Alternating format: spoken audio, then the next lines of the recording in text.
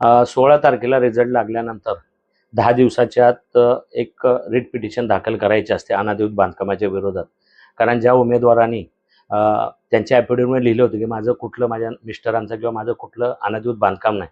त्याच्यानंतर 24 तारखेला आम्ही रात्री एक पिटिशन दाखल केली आणि त्या पिटिशननंतर कालच आम्हाला सिव्हिल जज senior division Belapur KN Patangare madam यांनी एक आम्हाला निर्णय दिला आणि एक स्टेची ऑर्डर दिली की बाबा ज्या समोरच्या नगरसेविका निवडून आलेल्या आहेत, समजा भगत मॅडम, त्यांनी 12 तारखेपर्यंत महानगरपालिकेमध्ये मग महापौराची निवडणूक असू द्या, स्टँडिंग निवडणूक असू द्या, कुठल्या याच्यामध्ये भाग घेऊ नये असा आम्हाला कोर्टाने त्याला ऑर्डर दिली.